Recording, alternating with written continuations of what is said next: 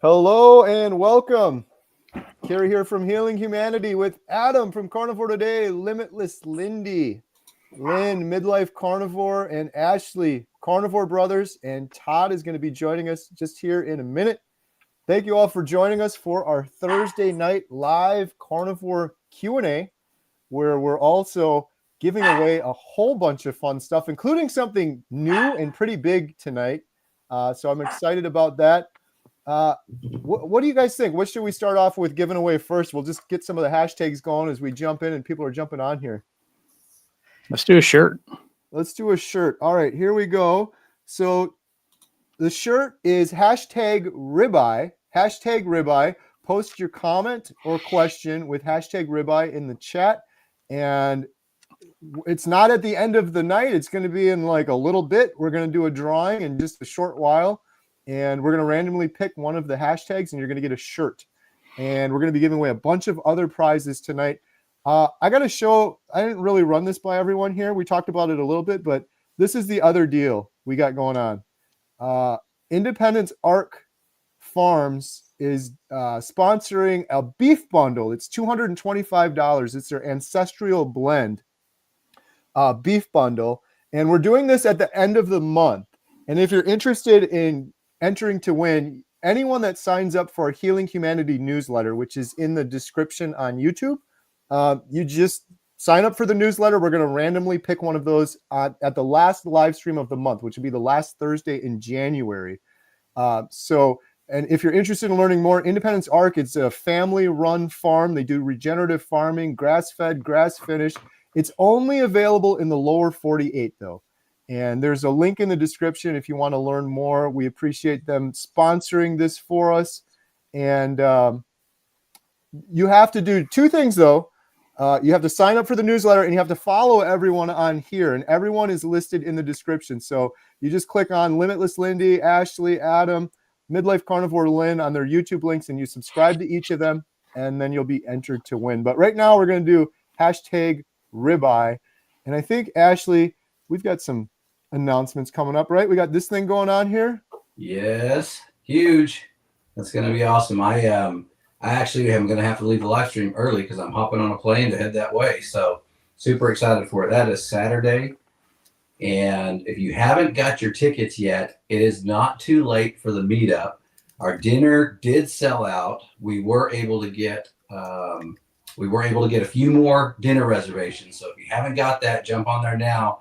When it sells out, there's nothing else I don't think we're going to be able to do. So please get those quick. The theater, we were able to actually get a little bit larger theater because we had such a good response and there's so many people that are interested in going. We're super excited about it. So we do have some more actual meetup theater where we're going to be presenting. And oh my goodness, there's going to be so many incredible stories there. We're going to have Laura Spath and Chris Spath are going to be there.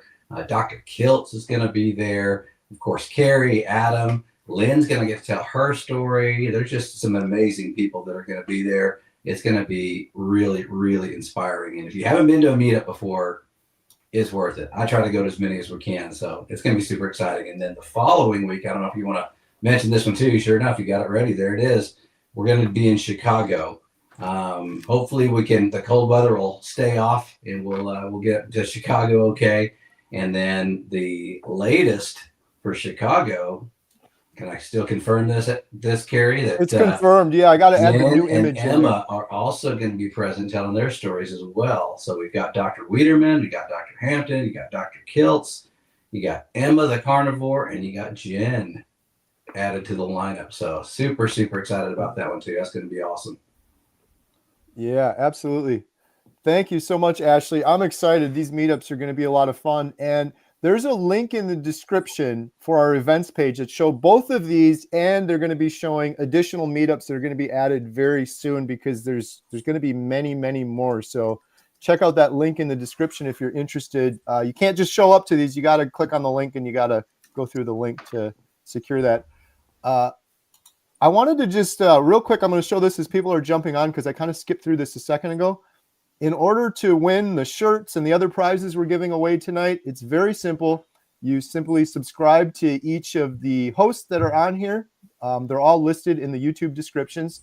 And then you participate in the live chat. Like right now, we're doing hashtag ribeye with a question or comment. The better the question, the better the karma.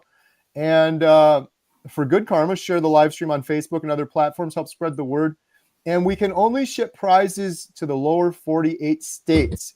So if you are overseas or something like that, we apologize. If you win the shirt, we will give you a prize that's worth more value. We'll upgrade you and give you a membership to healinghumanity.life for 30 days.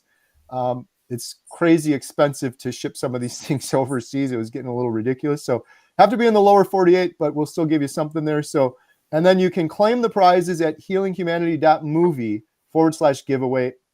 And we'll repeat that later when we do the drawing in just a short while. But other than that, is there anything else we want to talk about, guys, before we jump into some questions? No. If you have questions for us, make sure you put a QQQ in the comment section below and ask anything you want. Jose has a question. Where is Kerry and Adam today? I'm in Montello, Jose, not too far from you. I don't know if you guys can see Jose's picture. That was Jose at the Montello Theater meetup. And he was showing his belt, which was incredible. His transformation on his waist side. He brought his extra pants to show that he could fit in one leg of it, didn't he? Shout out Jose. Jose's incredible. So yeah, he said, Kerry, I got something I need to show you. And then he started taking off his pants, pulling out his belt. Like, whoa, this is a family movie theater. What are we doing here? Jose's awesome. He's been to, I think, a couple of the meetups. He comes into the theater every now and then, and he's a passionate carnivore. So yeah, Adam and I are at home right now, but very soon we will be moving on to Arizona. Question: what's the quickest way to become fat adapted from Doxy D? Maybe we'll just go in order here so we get all the questions. Adam, what do you think? Eat fat. Eat as much fat as you can. Try to get a decent mix and ratio of fat and protein. But the only way you're going to get fat adapted is by eating fat and avoiding those sugars. Question from Harley Barnes. Ribeye, someone help me with these awful palpitations. Lindy, you know anything about that? I hear a lot of people talk about that. They're either got having too much electrolytes or not enough.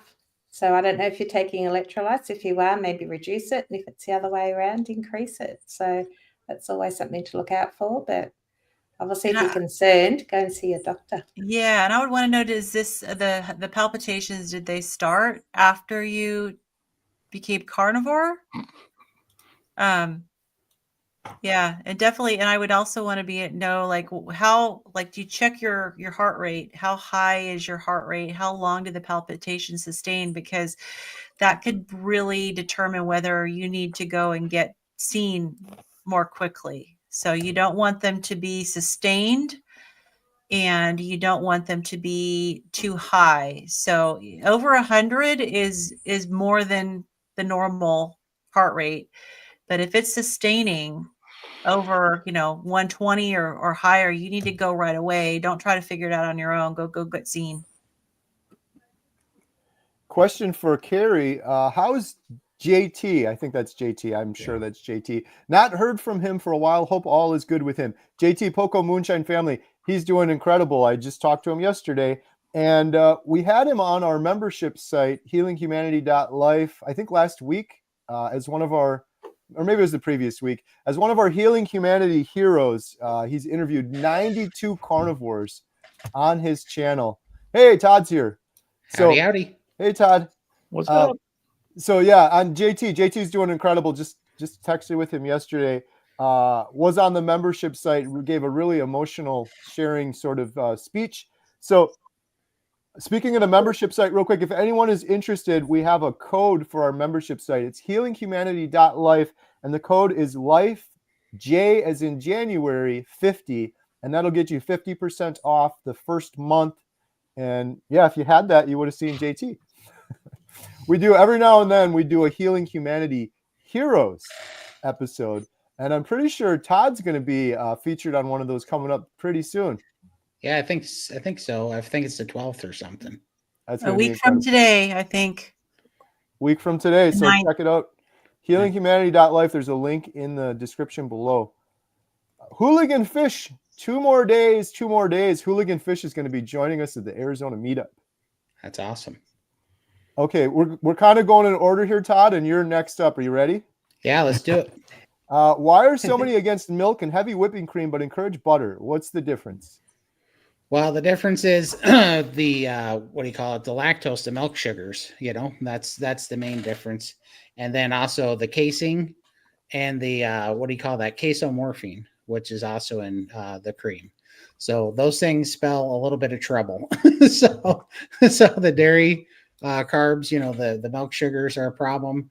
And then the casein can really open up your appetite. So it's a really good tool if you're having a hard time having much of an appetite. Like if you're having meat aversion, that'll open up your appetite for sure. But also that casomorphine lights up your endorphins in your brain. And so you start eating it more on cravings. So it's kind of interesting. And that's not in the butter so much. Right. Good stuff, Todd. Thank you. Patrice Pellin has a question for Lynn, midlife carnivore. What is the best way to navigate dinners at a friend's house? You eat dinner before you go? Do you fast? Both of those are good options. The biggest thing that I do is just to make sure I have a plan, because sometimes it can depend on the individual friend. So if you feel comfortable and they know the way you eat, I have actually brought my air fryer and some ribeyes to a friend's house because I asked them ahead of time and just, cooked myself some ribeyes in their garage. Now this friend was actually a family member who was a vegetarian. Oh. And I knew I wasn't going to get any meat there. So you can also ask them what they're having. If you're comfortable, tell them that you're only eating meat. And sometimes friends, they are so happy to have you there. They're like, hey, I'll cook you a steak. So you just kind of have to navigate. But I would say don't wait till you get there to come up with a plan. Just plan in advance. Good stuff. All right. The next question we have is for Ashley. What's all the talk about L-Reuteri, a yogurt for the gut? Is it needed on carnivore? I think I could take this one. This is a very unusual one. I have no idea. I haven't heard all the talk on that. So Dr. Berg did a video a couple of weeks ago about this L-Reuteri yogurt, and it's to help restore your potentially missing or damaged gut bacteria, gut biome probably from taking years of antibiotics or glyphosate or standard American diet that's damaged our guts. And there's a lot of good evidence about it. The person that he interviewed, I'm trying to think of his name now. He wrote the book, I think, Wheat Belly, Davis, maybe. Anyways, is it needed on carnivore? I've been carnivore like 600 days. I didn't need it. Most carnivores don't need it. You may have a damaged gut and it may be able to benefit you. My best advice would be check out that video by Dr. Berg. It's an incredible video. If you just Google Dr. Berg gut yogurt, the video will come up. And it's about a half an hour video. And if you're interested in trying it, he even gives the recipe on how to make it, because there's a bit of a procedure. It's not very hard, but there's a bit of procedure to make it at the end of the video. That was kind of a weird, not a weird question, but if you haven't heard of L-Reuteri, I just happened to come across that Dr. Berg video. Otherwise, I wouldn't have known myself either. That's funny. Well, good answer. Yeah. Kel has a question. Does anyone know if crunching or eating ice is okay? I'll take that one in replacement, because I had an interesting experience with that. I think with the question that you're asking, it's something to chew on and stuff like that.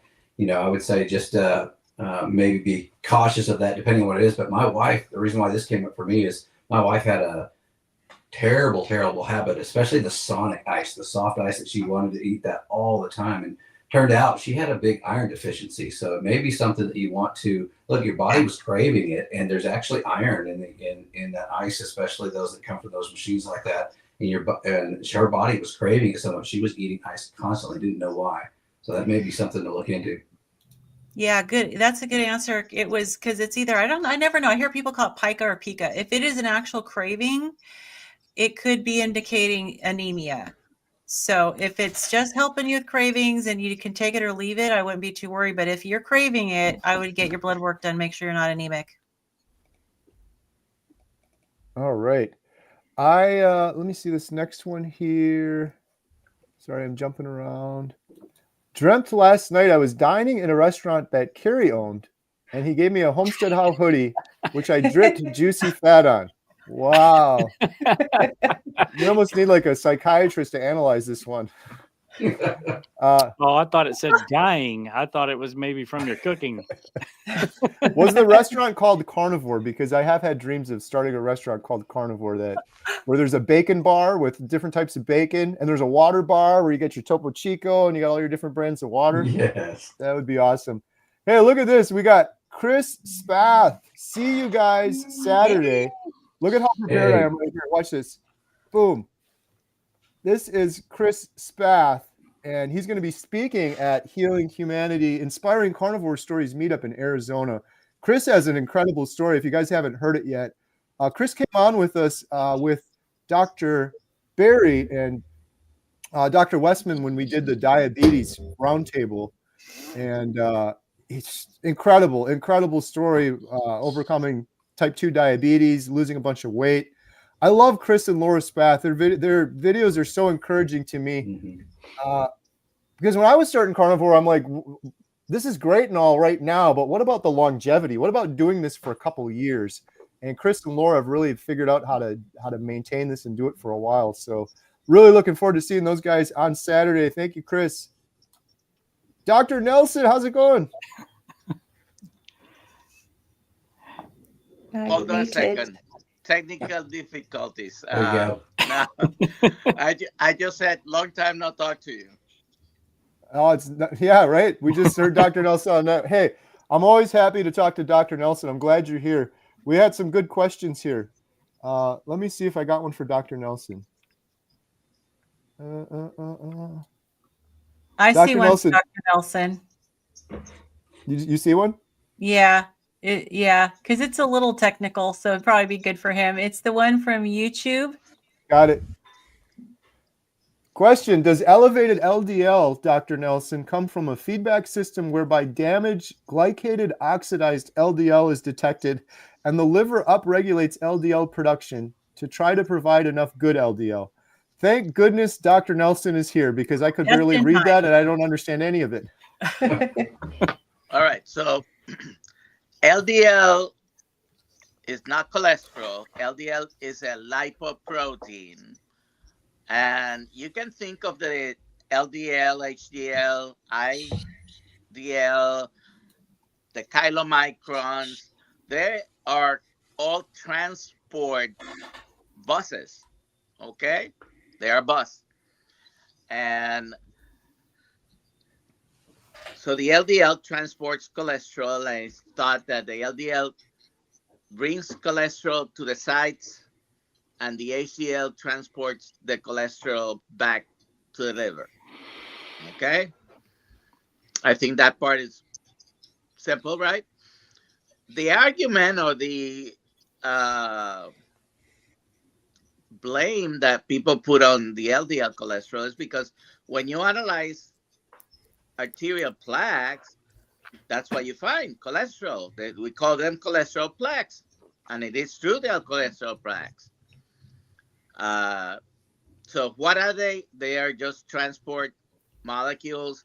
They transport not only cholesterol, but a bunch of the vitamins, especially the fat-soluble vitamins you'll find in these particles.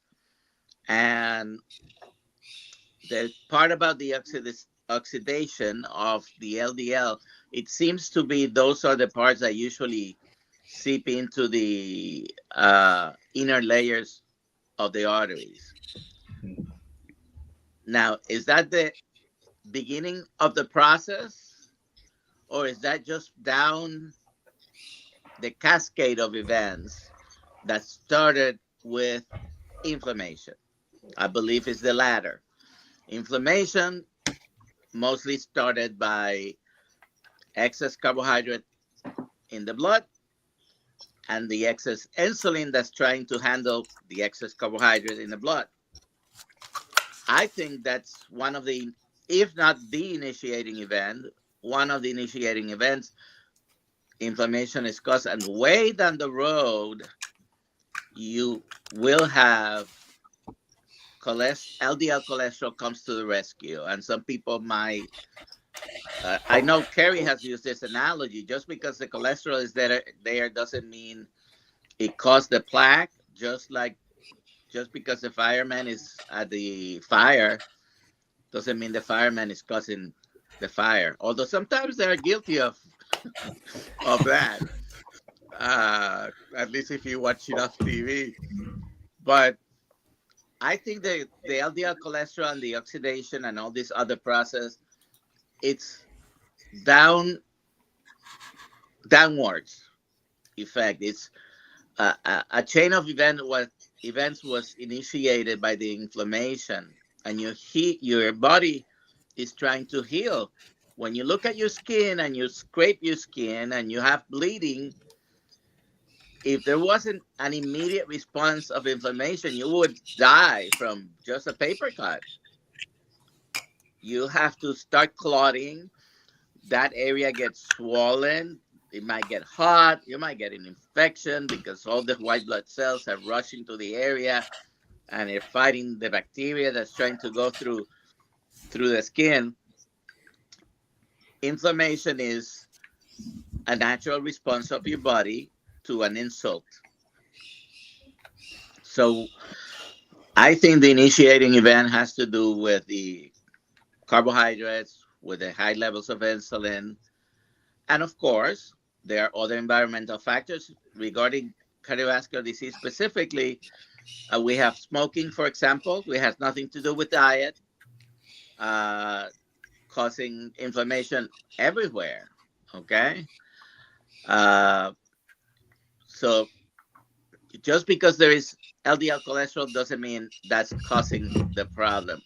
Another thing that it seems to be happening in a small number of people, those lean mass hyper-responders, it seems that when they are lowering the carbohydrate intake to a point where there is no glucose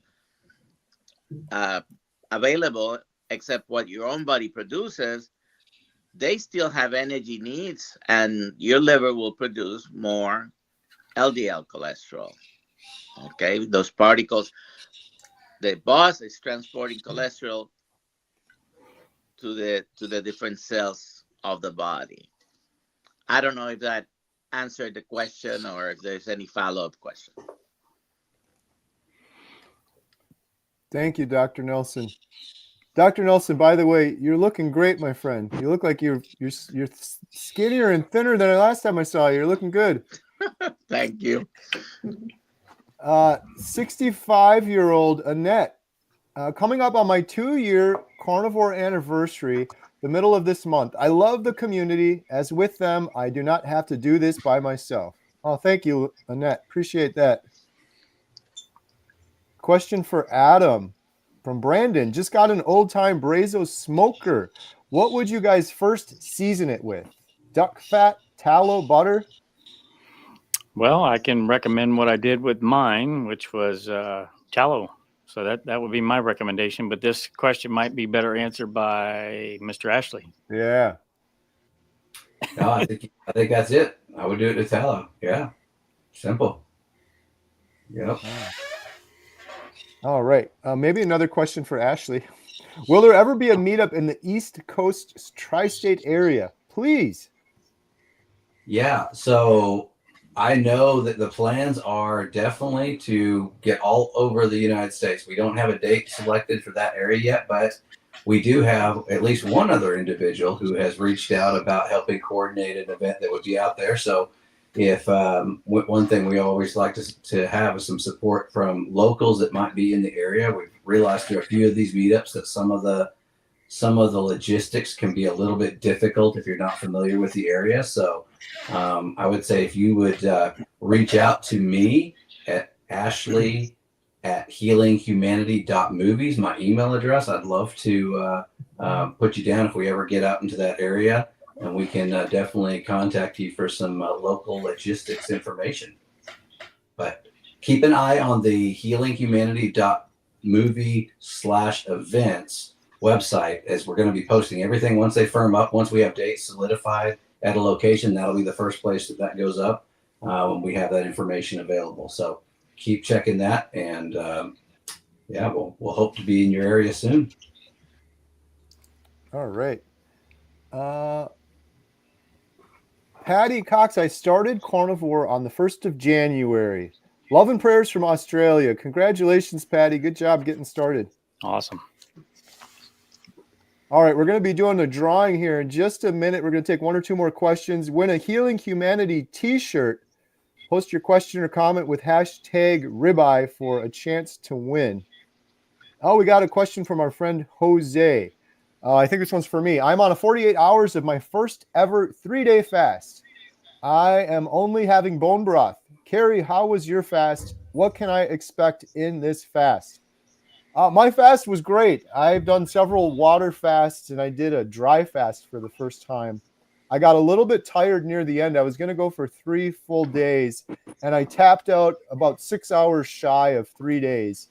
And that would be my recommendation, Jose, is really listen to your body and don't try to be like, I got to do 48. Like if you're starting to feel weird or something, don't be a hero, right? Tap out. But the reason I did this fast, people keep asking me, like, is there something wrong? What is you do? There's nothing wrong. There's no medical reason. I'm not doing fasting to try to lose weight. I feel incredible when I fast. The last fast I did was an 8-day water fast, and I felt euphoric at the end of it. Like I did not want it to end, but I had to eat something. So I wanted to try it again. So that's why I did it. So I felt really good. I think you'll start feeling pretty good, Jose. Most people do when they're fasting. Get your body into some autophagy. For me, like one of the biggest things I noticed with fasting is my sleep becomes incredibly better. Like I just wake up just feeling great, just feeling incredible. So Todd, you do a lot of fasting too. Do you have any thoughts on this? You've probably done a lot more than I have. Let's see here. As far as the 48-hour fast, the things you should look for is like getting cold. That's a huge one. Brain fog, irritability, not being able to sleep. But generally, I get brain fog first, and then if I get a chill that won't go away, I know that my metabolism's tanking. And so that's the biggest one. But yeah, I absolutely love fasting, especially for autophagy, for my lymphedema. It heals. It's the number one thing I think that's healing my lymphedema is long fasting. I did 12 7-day fast this summer. Every other week I did a 7-day fast, and it was the single best thing that I did for healing up my lymphedema on my legs. So, Todd, did you do that water only most of the time, or were you having some alternate day? So I would do, in 7 days, I would do 4 24-hour dry fasts and 3 24-hour wet fasts. So I'd start with a 24-hour dry fast, then I'd do a 24-hour wet fast, and I'd alternate. So I get 4 24-hour dry fasts and 3 24-hour wet fasts in there. Wow. All right. Not everybody has to do that, but hey, if you can do even a 24-hour, 48 hours, For sure. sometimes it makes you feel rejuvenated a little bit, I think. I had my right calf was 35 and a half inches, and my left calf was 36 and a half inches with swollen lymphedema. And I lost 9 inches on my right calf and 8.5 inches on my left calf. Wow. Incredible. Wow. It's incredible. Yeah, it's crazy. If we were on Zoom, I would do the little heart thing. I would too. Come on, StreamYard. We need some hearts here. I know we need some reaction button on our. Ashley's got it. The iPad used to do it, but it's not doing it anymore. Yeah. Question for Adam. How do we stay consistent on carnivore? Who's this question for? Adam, I think it was your Oh. turn, right? Sure. Yeah. How do we stay consistent? I would say, this is sort of on the mental side of things. Just get things sorted in your head first on why you're doing what you're doing, and get things, in order upstairs, if you will, first. I'm not sure exactly what an issue you would be having with consistency. Maybe donuts in the break room at work or holidays or something like that. But if that's the case, then just make sure that you're always prepared for those situations. Kerry likes to have purse bacon ready. So, if I ever have a craving, I just go to Kerry's purse and I know that there's bacon in there, but only kidding. But Then I yell, "Get out of my purse!" right. So making sure that you have those things at the ready, jerky, whatever it is, hard-boiled eggs can help in those situations. And also eating before you go to those events that may be causing you an issue with staying consistent are some things that I would look into trying. You could take my wallet, you can take my keys, but don't touch my bacon. Chris Stearns is celebrating 1 year on Carnivore today. Just got his ticket for Chicago with dinner. Looking forward to seeing Chris out there. Chris came out to Montello Theater as well. Chris is awesome. 1 year on Carnivore. Congratulations, buddy. Jennifer has a question. I think we're on Lindy now. Any good meat sticks outside of jerky that's good to use, and especially for traveling? Well, here in Australia, we don't have a lot of clean options. So I just make my own jerky in this. And luckily, I've bought a smoker, so I can do all of that. But I know Todd has a lot of meat sticks because he feeds them to his dog. So maybe you can suggest some brands. Yeah, I mean, some well-known brands, the only ones that I really know of are Chomps. Those are pretty, pretty healthy, pretty clean. And then otherwise, the meat sticks that I get are from a local place called the Chalet Market, but it's a Montana-only joint that they smoke elk and buffalo sticks in-house there. And I really like those, but they're a local place. so I'd have to say last few Chomps. months. Sorry, the last few months I bought at Sam's Club, of all places.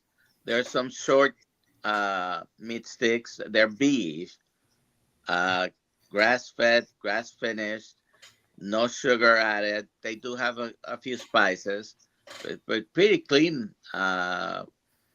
And you can get a bag of 12 for about, I don't know, somewhere between 12 and $15. Yep. I think it is. Yep, those are pretty good. And one other, I'll jump. I forget the brand. I think it's Archer. I think that's the brand. Yeah, that's it. That's correct. Yes. But one other tip I had in regards to this, I just made ground beef jerky. So you can get a jerky gun that has a flat tip for making jerky out of ground beef, and you can mix in it whatever you want, and then you put it in the smoker to sort of dehydrate it, or you can put it in an actual dehydrator. But those jerky guns usually come with different nozzles on them, so you can have like different diameter meat sticks that you want to make as well. So you can easily make your own. Good I'm stuff. hoping you have some of that left so you can bring tomorrow in Arizona so we can sample your new meat sticks there. I got 5 pounds of it. Yeah, it really wasn't fair for you to text us pictures of it all, so you have to bring it. Well, the problem is we're on the same flight, so I don't know. 5 pounds. Oh, yeah, come on, Kerry. Save some for the rest. They're of done. in Austin. Right. All right. So we're going to do a drawing now for one of the Healing Humanity shirts, #ribeye. And by the way, if you're really interested in getting one of these shirts and you don't win, there's also a link in the description below for the merchandise. And every penny we get from those goes towards the documentary. So let's see. I'm going to share my screen here. Drum roll, please.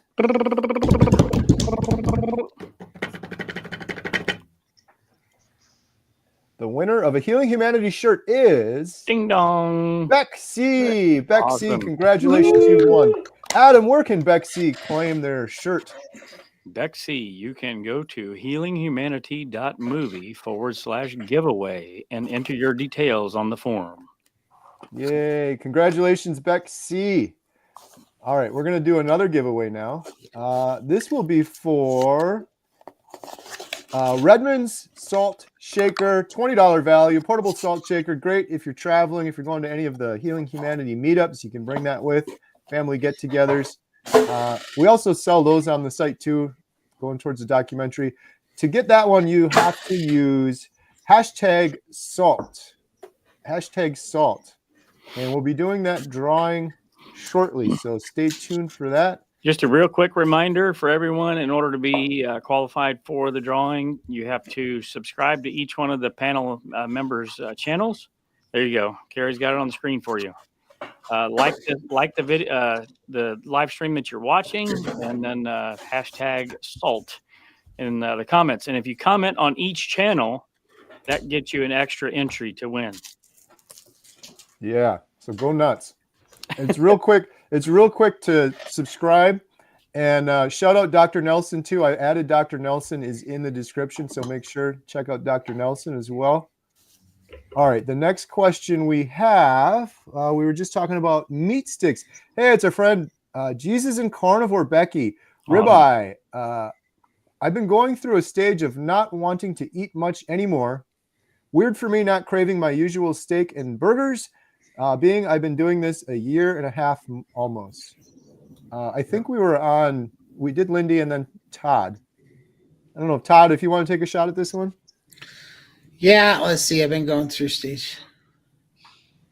Yeah, I've had a few stages like that too, but I started making things more like I take 50% burger and 50% bacon, and I mix those up, and then I smoke them. And sometimes I get away with pickled jalapenos. I found out the pickling process takes out the oxalates, so I don't have any bad reactions to them. So I like to add hot pickled jalapenos to those burgers, and then I smoke them. The smoker also is just a game changer because I've never not craved smoked ribeye ever. So that seemed to cure it for me quite a bit. And yeah, so it's been fantastic for me. And then otherwise, if I get real particular and nothing sounds good, I just fast. I'm like, okay, well, this is a good time to fast for me. So then I had a 7-day fast or even an 84-hour fast. And I'll tell you what, after 84 hours to 7 days, any kind of meat tastes good for sure. Thank you, Todd. Next question is from Lori. This is for Lynn. Lynn, starting Lion, should I also try to eat more butter or just eat meat and salt? I would definitely recommend tracking for a few days so that you can really figure out how much fat you're actually consuming. I did Lion for about a year, and sometimes I added butter, other times I didn't, but fatty meat is the key. And you might find that if you're eating the fatty meat, you're getting an adequate amount of fat in your diet without needing to add any extra fat. And if you're sensitive to butter, then if you find that you do need extra fat, you can add, tallow, but I would start with tracking, because you may be surprised if you're eating fatty meat that you're already getting 70, 75 or more % of your intake from fat.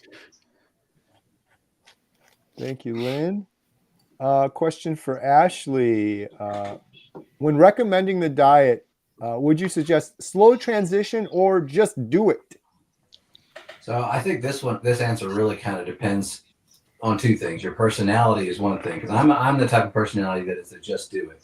And I like to go cold turkey and just do it. But I know a lot of people, especially if you've been eating the standard American diet for years and years and years, and you're transitioning immediately to carnivore, you can have some pretty rough goes of it for the first couple of weeks and symptoms, and it may be the keto flu symptoms are a little heavier, things like that. So it kind of depends on what your tolerance is. I personally am the type that like to get through it, get over it, and move on. But I think for a lot of people, it's easier to transition a little slower. So moving into more of a keto diet first, doing that for a little while, then maybe ketovore, and then going carnivore to slow that transition may be a better approach for you. But I think you have to understand your personality a little bit with that too, and how because if it's going to throw you off, it's going to set you back because you some of the negative side effects. Then you probably started too fast and started too quickly, and need to slow it down just a little bit. Thank you, Ashley. We got a question for Dr. Nelson from Take the Ride. My ferritin iron level is extremely high, 485. Doctor thinks it's from beef. How do I get it down? If you have other numbers that are related, please post it. Ferritin is the iron stores in the body. And definitely, if it's high and the serum iron happens to be high, and the other markers that are usually tested with it are compatible with iron overload, that may be a little high. But ferritin happens to also go up with inflammation. You may have adequate or even low amounts of iron, and at the moment your ferritin is being tested, you might be having a reaction in your body to something. We call that an acute phase reaction, right? And your ferritin may be high. So just based on the ferritin, I couldn't tell you. And the other factors is, what else are you eating besides the meat? Do you have any type of liver disease? Is there anemia? Is there hemolysis? Other factors that may affect the ferritin. Could there be someone who is only eating meat and have a high ferritin? Yeah. So when right before I started the carnivore diet, that was actually what I was ready to go. I was gung ho. I was ready to start, and I went and did the pre-blood work, and that almost took me out of it because my ferritin levels were actually at 1,300. It was super, super high. Wow. And my doctor was really like, he thought I had what's called hematomacrosis and wanted to test me for that. And it was funny because I went almost that same day. I was so gung ho about doing carnivore. I was like, no, that his recommendation, of course, quit eating red meat and more leafy greens. And so I went home, and later that night, I actually saw a Dr. Berry video, and Dr. Berry mentioned the word hematomacrosis, which I'd never heard of before in my life. So the fact that he mentioned it and said that things would level out gave me the courage to go ahead and start doing it. But one of the other recommendations that he gave me was to donate blood. And I've done that consistently since I've been there. And after 6 months, my ferritin levels were right back down to normal. And they've continued to be at a normal level since starting the carnivore diet and also donating blood. I do that whenever I have the ability to do that. Yeah, mine were elevated when I got them checked and on carnivore. But I think the thing I would ask too is this the first time you had them checked? Because for me, it was the first time since I'd gotten carnivore, and I was also the first time since I had a massive flare of my mast activation syndrome. And so my doctor felt that even though it was high, it wasn't as high as yours, but even though it was elevated, it was very likely that it was on its way down, and that the carnivore diet was actually helping it, because I had a massive, massive flare and infection right before I started carnivore, and my doctor suspects that it was probably much higher then, and it was on its way down. So I would say have it checked again. Obviously, like Dr. Nelson said, you got to rule out these other things and make sure there's nothing else going on. But then, I had mine checked 3-4 months later, and it was actually trending downward. So it could just be you caught it right in the middle of something it's doing. You could start, have it rechecked, and hey, if you have any excess, share the love. You can go and donate. If your hemoglobin is on the higher side rather than low, and your iron levels are truly, truly elevated, feel free to donate. Thank you. All right. For those that are just jumping on, we are giving away several prizes. And right now, if you use #SALT, you'll be entered to win. You have to follow each of us here in the description and then use #SALT. And let me see what the next question is here. For Adam, do you eat 2 meals a day, or is there a recommended period of times between meals? That's a good question, JC. I personally do eat 2 meals a day. When I first started carnivore, it was more so 1 meal a day until I lost my fat suit. And then once I lost my fat suit, I started to eat quite a bit more, and I've kind of balanced myself out at 2 meals. But honestly, you need to find out what works specifically for you and your situation. And I'm not sure, are you trying to heal something, or what you have going on there? So maybe you can put that in the comments and add it with a QQQ, so we can delve into that a little bit more as far exactly why you're doing the carnivore diet. But and this advice would be for anybody. I wouldn't just straight up listen to anyone out there that says you need to eat this way or you need to eat that way. You really need to listen to your body and have specific goals in mind that you're wanting to do with your health, and kind of work it out with yourself. Get a good coach. They can help you with that, but you really need to just find out what works for you and go from there. You're unique. We're all unique here on this panel. We all eat differently. We may say that we eat 2 meals a day, but Dr. Nelson might eat 2 eggs in the morning, and I eat 10. So it's all over the map, really. So yeah, if you can give us some more information, that'd be awesome. And it might change as time goes on. You may want to eat 2 meals a day now, but then you may want to eat 3 meals a day later. Another time you may want to eat 1 or fast. So it just agree, listen to your body, but it's not necessarily going to be always the same even for you. Yep. Good point. Carnivore Dode. Hi, day 4 on carnivore. It already incredible this morning. Felt like the limitless. Thanks for the inspiration. Awesome. Yeah, I believe they commented last week. I think there's 16. That's really cool. Oh, wow. Yeah. Awesome. That carnivore brain on Adam. Kerry, do you think you will do a podcast with Jordan Peterson? It would be interesting.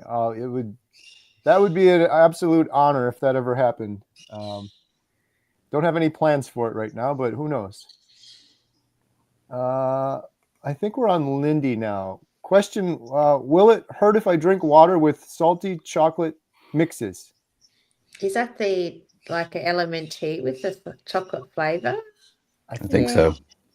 Look, I don't know. If it works for you and it doesn't affect you, I'd go, give it a try. But for me to have anything with the flavors, I find it gives me cravings, and then I lose that off switch. So it really depends on you. It's your journey. Give it a try. If it gives you cravings and makes you want to eat other things, stay away from it.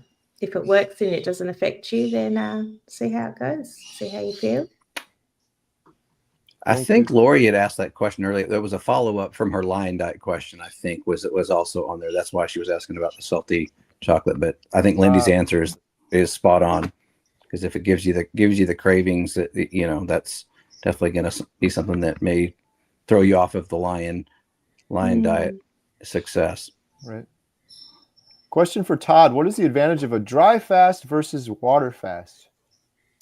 Well, the number one thing that dry fasting did for me that is the most amazing thing is it really helped me become fat adapt, because when your body has to get into those fat cells for your metabolic fluid to get your fluid so your electrolytes stay up and you stay hydrated, it really kickstarted my fat adaptation, which really helped my body appeared to really help my body start moving stored body fat. Once I started doing that, I started being able to access stored body fat a lot better. And then also it seemed to really clean out a slow and sluggish lymphatic system for me. It really helps get the lymphatics moving for my body. So those are the two. And I think it helps with more autophagy and mitophagy from what I've read. And so I think those are the biggest differences and the biggest kind of upside that I've found. And it's actually really weird because dry fasting is way easier than wet fasting, in my opinion. Super easy. Yeah, that's what I only did it for a little less than 3 days, but that's what I noticed. And our friend Lauren Tucker that we filmed in the UK, she's the one that told me about it. She said, check out this book. So if anyone wants to learn more, this is a really good book about dry fasting. Because I've been getting a lot of comments, and sometimes it's hard to answer a comment when you have like a whole book full of really good information. But I totally agree with what Todd said. Lauren said What's the the same name? thing. What's the name What of was the the name? book? That's I'm hard sorry. to read. Yeah. The Phoenix Protocol, and it's written by August Dunning. The Phoenix Protocol. Dry fasting for rapid healing. And I'll just share one thing in here that Todd kind of mentioned that was so interesting. The what is it? The metabolic water. When you're dry fasting, the guy in here was talking about he was measuring. This dry fasting. This is a weird thing, Todd. I don't know if you experience this. I'm like not talking about it too much on my channel because first of all, I just want to say real quick, I'm not advocating and doing a challenge. I was just dry fasting on myself. Never told anyone like to do anything, but it's interesting when you talk about fasting, it's almost like talking about carnivore. I'm getting PTSD where people are like, that's crazy. You can't do that. That's nuts. And it's like, in this book, there's 2 Russian doctors that have done it, I think like 20,000 studies on people, like in medical settings doing dry fasting. Some really interesting stuff. But one of the things he was saying was when you dry fast and your fat is metabolized into water, and they tracked his urine output, and he's not drinking anything, right? And I think they said on day 3, 4, 5, 6, more urine, more urine, more urine, more urine. I'm like, that is crazy because your body is actually producing it from your fat stores. And so, yeah, you tend to lose fat quicker dry fasting versus wet fasting. I probably butchered a lot of the science on that, but it was really interesting that I'm like, that's crazy. How can you have more after that? But your body produces the whole thing, Todd. You're going to be dead in 3 days, right? With no water. You believe that anymore? I used to believe that. Like what?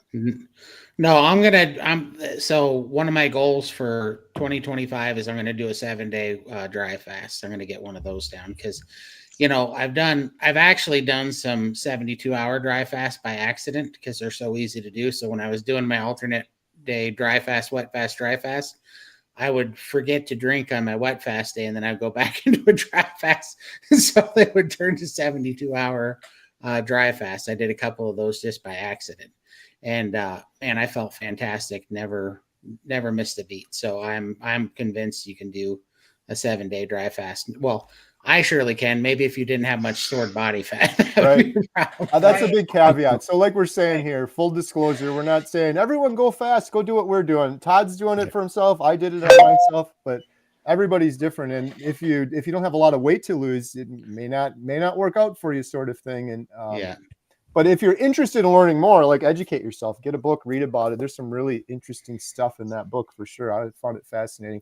I devoured that book. I was like, just going to read a little bit. It was so interesting. So, all right. Danny has a question. We're on Lynn now. We need some healing humanity to come to the Pacific Northwest. June 6th, 7th, 2025. June 7th, 2025. We are having a big meetup in the Pacific Northwest. So we've already nailed down Dr. Baker, committed to be there, and we're getting things going. We're looking for a venue, and we're going to be sending out invites to a whole bunch of people. So mark that on your calendar. Yay. Diane, Small Town Happiness. 2 days of lion. Quit the challenge even though I've done carnivore 1.5 years. Didn't realize how addicted I really am. Coffee, gum, butter, heavy whipping cream. All right. I don't know if you have any thoughts on that one, Todd. Or Ashley, I'm sorry. Yeah, I do because I'm in the same way. I don't chew gum, but the coffee was a real tough one. So last year I had to make sure that the coffee and the heavy whipping cream, I do half and half, wasn't controlling me. So for the month of February, I cut it out. I didn't do lion, but I did cut out the coffee and the cream and probably stayed pretty close to lion. And the first couple of days were rough, but it was something I got over. I didn't notice a real big difference. That was a year ago. Fast forward to today, that is still the case with me, where I just feel like the coffee calls my name. And so, it's being cut out. And that was one of I haven't talked about it yet, but that's one of the things that I'm doing for the next 60 days as well, to cut out and get rid of the coffee and the cream, because again, I don't want to feel like I'm called to the coffee and called to the creamer. part of my routine, and I got away with saying that the first time, but I feel like this time it's just been calling my name, and so I want to make sure that there's not more to it. Yeah, that's great. So, Kerry, I want to. I don't want to let this opportunity pass because addiction is a big problem for a lot of people, and the reason why we're here on the stream is obviously to answer everyone's questions and also bring awareness of our membership site, healinghumanity.life, and we have a breaking addictions group in that site where we have 3 Zoom calls every single week that deals with breaking addiction. So, Lynn, I don't know if you want to maybe talk a little bit about that. Yeah, so on Mondays, and every month we go through, it's based on a 12-step program, based on the original 12-step with Alcoholics Anonymous, but we're applying it to eating carnivore. It's not even like Overeaters Anonymous because we're carnivores. So we're not really talking so much about overeating, but more than just food addiction. So every month on Mondays, we're working through the 12 steps, and we do it in a 4-week, 4 sessions. And then on Wednesdays and Fridays, we have what's called a Breaking Addiction Fellowship meeting, where we have opportunities for sharing. So if you've ever been part of a 12-step group, you know that they're very structured. We have readings. We go over the 12 steps, 12 traditions, some of the literature every week, but then we open it up with a topic for sharing and take turns sharing. And then we have a social time at the end. And so it has been growing. It's been really starting to change lives. So I would love to have everybody come and join us. And I have the promo code on the bottom of the screen there. It's healinghumanity.life, and Life J as in January 50 will get you 50% off the first month. And we're about to do a drawing here in just a minute. #salt. And I just want to shout this out again. Independence Arc Farms.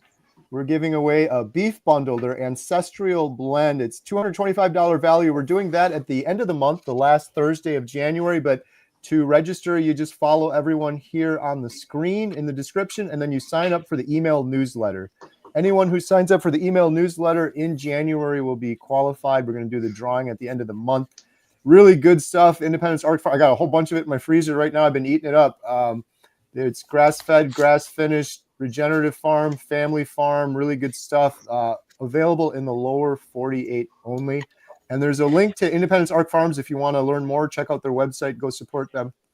And if you want to see Marco himself, I did an interview with Marco and just posted that video yesterday on my channel at Carnivore Today. Yeah. Really awesome dude. I was just about to shout that out because I didn't know anything about it, and I saw it this morning. That was a good video. He looks like he's got a great thing going. I can't wait to try some of that meat. Yeah, it's delicious. Good stuff. Just one more shout out to Marco too, by the way. Do you remember the origin story, Adam, where this all came from? My favorite carnivore meal, I've been raving about this forever. Adam and I ate at Mimi's house, and it was beef shanks, and they were from Marco's farm. That's how I got hooked up with these guys. And Mimi's like, you should try their stuff. It's really good. And I'm like, I got my neighbor here, but he keeps getting sold out. And I wanted the beef shanks, and my neighbor didn't have the beef shanks either. So it's good stuff. So link in the description. Just sign up for our email newsletter. Hey, look, it's our friend Kent Carnivore. Yeah. Opus. Hello, Carney. What's up, brother? Another great YouTube channel. Lee just did a video a couple days ago talking about 21 days on carnivore. There's this phenomenon on 3 weeks in carnivore where people have this epiphany or this whoa moment. And he was talking about with Tammy Peterson. Really good video. Shout out Kent Carnivore. The new American realist. Oh, there we go. Hello, everyone. Independence Arc Farm here. There's Marco. There he is. Perfect. Providence. Marco, how's it going, buddy? All right. I don't remember where we left off now. Oh, is it Dr. Nelson? I think I had a Dr. Nelson. We're doing a drawing, aren't we? Oh yeah. We got to do the drawing and then Dr. Nelson. Okay, the drawing is for the Redmond's portable travel salt shaker. I'm going to share the screen here. Drum roll, please. $20 Redmond's salt shaker delivered to you in the lower 48. Card for Coach Lisa. Wow, Coach Lisa. There you go. We can just give it to you in 3 days from now. Which, perfect timing, because I'm just going to go ahead and say at 7 o'clock, I'm going to have to jet out to hop on a plane to head to the Arizona meetup, where one of our speakers will be Carnivore Coach Lisa, which we're super excited about. So So you Again, can hand reminder. her salt shaker. So we actually have one other winner who had gotten a salt shaker, who's also going to be maybe I'm spoiling the surprise, Wow. but he's going to be there as well, which we're going to get to hand in person as well. So that's pretty cool.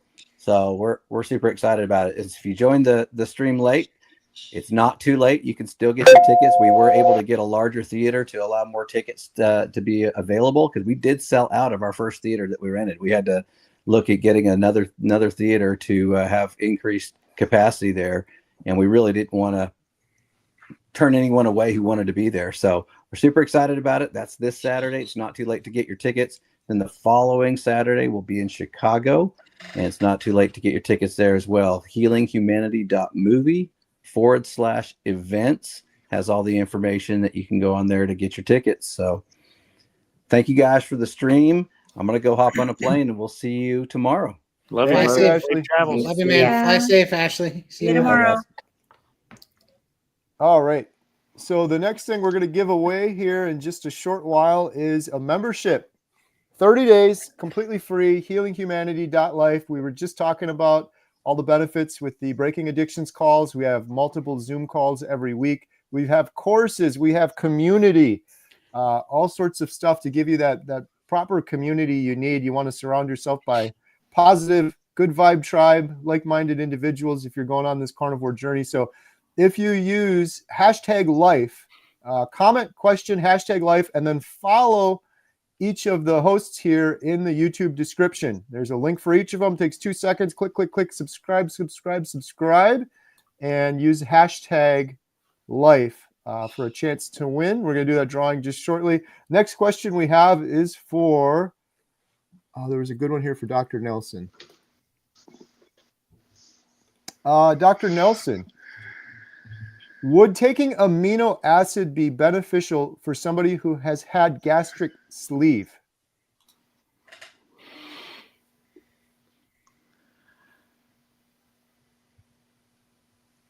I think the best source of anything is the whole food.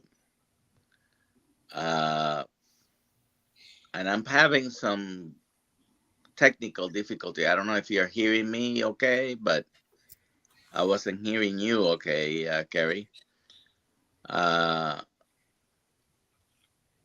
Some people need to, they have such a reduced size to their stomach. In the case of the gastric sleeve, it's not that they reduce the size. They did reduce the size by sliding a sleeve on the stomach and diminishing the amount. But if you can eat the food, that's the best source of any amino acid. That's pure amino acids. Sometimes adding powdered protein and these things, the shakes, and may not be as good.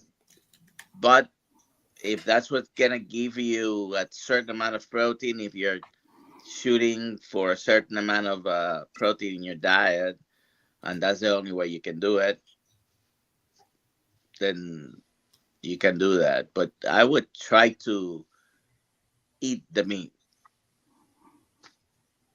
Thank you, Dr. Nelson. Question for Todd. I just started back on carnivore after an accident. I am now without a gallbladder. Have any insights on doing carnivore without a gallbladder? Should I use digestive enzymes? So my mom doesn't have a gallbladder, and she had issues at first, and so we use digestive enzymes and bile salts and ox bile to help her get through it. But really, it was only about 4 months into it, and her gut microbiome was strong enough to handle it on her own. So she started handling the fat really good. So I think it's a bridge. I think it's probably an N=1 thing, but I don't think you have to stay on them. I think there's a really good chance that it'd be a good bridge, but I think your gut microbiome will get there for sure. I'm with you. I don't have a gallbladder. I think Lynn is without a gallbladder also. Jen doesn't have one. Lindy, like most of us don't. I think a lot of us don't because of maybe what we were eating before caused us to get rid of the gallbladder. And I didn't use the enzymes either. It took baby steps. So yeah, it's the low fat. That's the problem. Your gallbladder needs to work, and the low fat makes it just sit there and get develop sludge and, you know. All right, question for Lynn. How to deal with histamine intolerance? Right now my face is burning and a little itchy. Ouch. Yeah. So the itchy, absolutely. I would say it's, you know, sounds like histamine intolerance. I'd be wanting to clarify with the burning. Are you referring to flushing? Or because burning, want to clarify, make sure there's no rash. Are you flushing, or is it could be neurological pain? So I just want to like clarify and make sure that it's truly a histamine thing and it's not something else like neuralgia, you know, nerve pain. But if it truly is like flushing and itching, then I can say two things. The quickest thing for you to do is to look up Swiss Interest Group Histamine Food List. They have the most comprehensive list that I am aware of on what foods are higher in histamine, cause issues, can cause histamine release from your mast cells. And look through that list and start using that list to figure out what you're consuming that is building up the histamine in your system. You can absolutely go to my channel, Midlife Carnivore. I have a video on eating low histamine on a carnivore diet because there are lots of histamine, higher histamine foods that are carnivore, such as smoked meats, aged meats, cheeses, smoked cheeses, egg whites, cultured butter, black pepper. There's a lot of things that you don't necessarily realize that are carnivore. Things like shellfish. So get educated on what you can do to lower, to drain that histamine bucket in your body. Now, you can't necessarily control things that are in the environment, but you can control what is in your diet and what you consume. And it can take some time. But as you start avoiding things that are higher in histamine, your internal histamine bucket should drain. And I am never against, you know, using the medications, the histamine blockers. If you're really suffering, if like me with mast cell disease, if your mast cells are all flared up and dysfunctional and they need to settle down, you may need H1 and H2 blockers just for a period of time to get things to settle down. So I would not be worried about doing that. There's over-the-counter medications. H1 blockers can be sedating, so find one that's not sedating if you're going to use it. And then if you just can't get it under control, go see an allergist and get some help.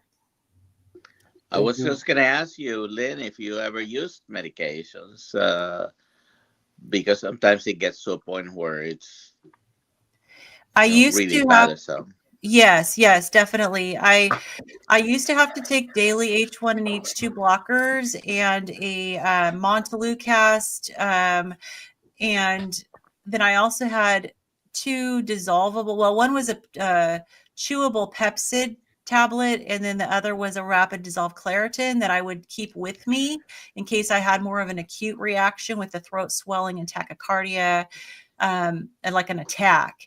And those would kind of arrest the progress of it if I would quickly take those. Doing the lion diet for a whole year really helped a lot. And I haven't had any acute reactions and flares I can't even remember the last time.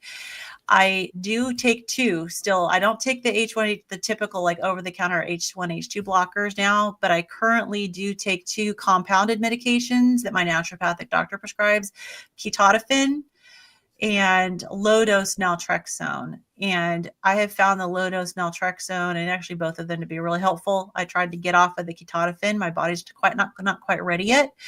But the low-dose naltrexone was really good because it can get in there in the brain and really was helping with the brain symptoms. So right now I'm just on those two. Could you explain, and I think I was following you, but you went very quickly over H1, H2 blocker. Can you, for one's listening, explain the difference between the two?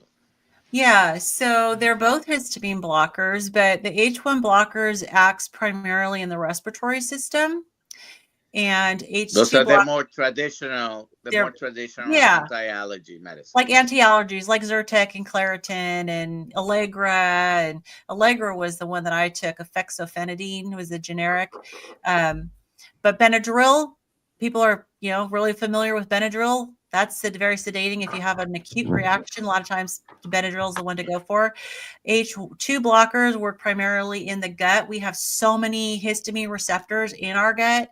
And so often, when you are dealing with histamine issues, doctors will usually recommend you take both H2 and H1. And right now in the US, the most popular one for H2 is Pepcid or famotidine.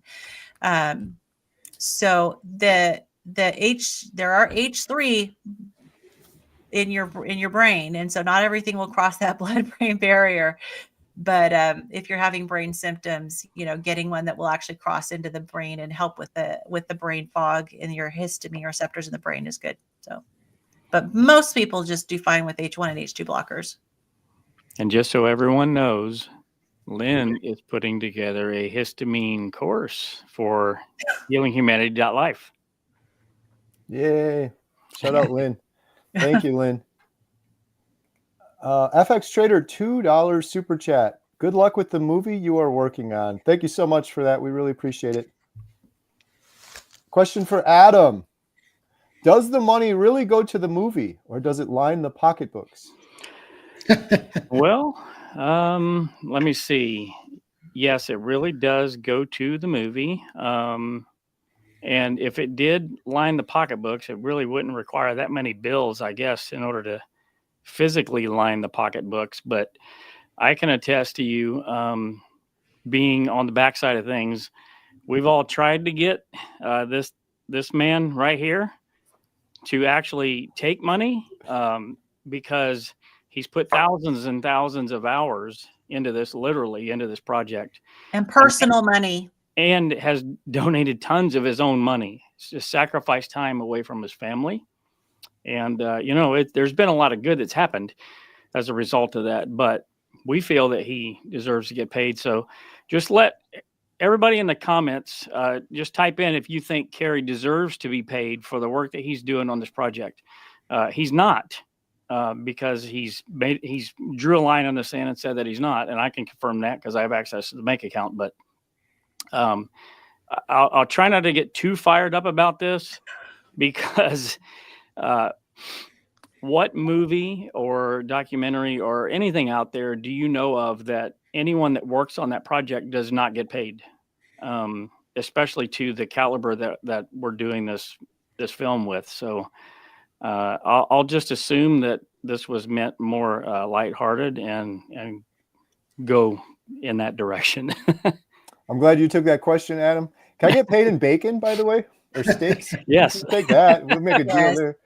But I know Kerry's very, very protective of the GoFundMe account, and is going, because that is the original fundraising account. And so, if you want to help get Kerry paid and get the people working on it paid, join healinghumanity.life, because as our membership site grows, not all, but some of that money will be able to go towards helping to pay for those who are putting in thousands of hours. Amen. All right. I don't know. Oh, here's a question. I don't know where we left off here. Currently on antibiotics with a chest infection. Should I take any supplement whilst on the antibiotics?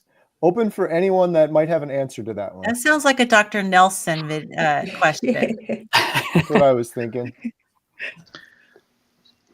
It's an unfortunate thing that sometimes we do need antibiotics for infections. Just today, I saw someone after getting better from pneumonia with antibiotics. Now she has a lot of diarrhea. You're killing the bacteria that's causing your infection, and then you're killing a bunch of your intestinal flora, bacteria, and just by creating a imbalance, you're gonna have diarrhea. I don't know if it helps much taking any type of probiotic while taking the antibiotic, because not much of that is gonna make it through, being that you're taking the antibiotic. But certainly, as soon as you finish the antibiotic, and you can start while using the antibiotic, You know, go to. So I've heard my colleague, Dr. Berry, say, go to the back of the health food store and find the one that is refrigerated. Well, the reason behind that is because those are probably the ones going to have the better life cultures. Not every yogurt and kefir and other things that you buy are going to have as many life cultures as sometimes they do claim. I mean, if you take a capsule that's been on the Walmart shelf for 3 months, I don't know how much life cultures that's going to have. But fermented vegetables, probiotics might be helpful. So, Dr. Nelson, would it be helpful just to provide some extra support for the immune system for fighting the chest infection, to take some things like vitamin C, vitamin D, zinc? Yes. You have to be careful with many of those supplements, like because they're full of sugar, because they're chewable, and they have to make them to taste good. And the way they make them to taste good is they load them with sugar. I don't know how much that's going to be helping. But if they can find something clean, it could help at least support your immune system to help fight the infection. Yeah. And there are many products out there that, you know, I'm not going to suggest any particular one, but there are many products out there that you can do. Make sure you're taking, you mentioned the immune system. You got to make sure your vitamin D is at a good level. That is probably one of the strongest immune boosters that you can use. I take a vitamin D because even though I live in Florida, my vitamin D was low. So I take a vitamin D that comes in coconut oil, 50,000 units with 100 or 200 of K2. Take once a week. Yeah, and I live in Washington State, where we are all vitamin D deprived. And when mine was low, my doctor had me take 50,000 IU once a week plus 10,000 daily. And then once it got to be, my levels got up, I still have to do 10,000 IU daily. So it depends on where you live and how much time you get, sunlight you get. Well, but yeah, I live in the Sunshine State, and we are all deficient anyways. Yeah. Yeah. And how much vitamin C is safe to take? Do you, like for people who are fighting these illnesses, do you just kind of gauge it and as to how much you take before you end up with diarrhea? I don't know if you need mega doses of vitamin C. In particular, see, if you're following a low carb, I'm assuming you're here, so you're either very low carb or carnivore. You're not going to have that much vitamin C needs. So even low doses would be enough. I mean, vitamin C comes as little as 30 milligrams. And from there, every number you can find up to 1,000. During the 2020 years, I used to take 1,000 but I wasn't following low carb at the moment. I was taking 1,000 milligrams of vitamin C twice a day. But if you're eating a low carbohydrate diet or you're carnivore, then your need for vitamin C are not going to be that much. You can probably start with 30 or take 100 or 250. If you want to take 1,000 milligrams, you know, you can. A lot of that is going to be flushed away, and you're going to get to the point. Most people don't get to the point of the diarrhea, but you might get to that point. Thank you, Dr. Nelson. Question for me. If I try a 48-hour fast, should I still ease into my first meal with maybe some eggs and butter? Or would it be okay to start back into a regular meal of meat? My recommendation, I'm not a doctor, but I've done this a couple times, is I would try to take it as easy as possible. I always did drink a little water. Well, you're doing a water fast. Bone broth. And then for me, I usually did eggs, and then I'd go back to the meat. You might be just fine, but especially if this is your first one, I would just be more cautious and take it a little slower. Bone broth seems to be a real winner for a lot of people. Question for Adam. Oh, before we do Adam's question, we're going to be doing the drawing here in just a minute. So get your entries in quick. #life for a chance to win a 1-month membership to healinghumanity.life. You got to follow every one of us. All of the links are in the description. We're going to do that drawing in just a minute. Adam from Susan, UK, USA Lady Meat Heals. Would you like to speak at my Rotary Club? Interesting. Sure. I'll speak anywhere, Susan. But first I have to ask, is Rotary Group, is that like connoisseurs or fans of the old rotary phones? I'm kidding. Sure, I would love to.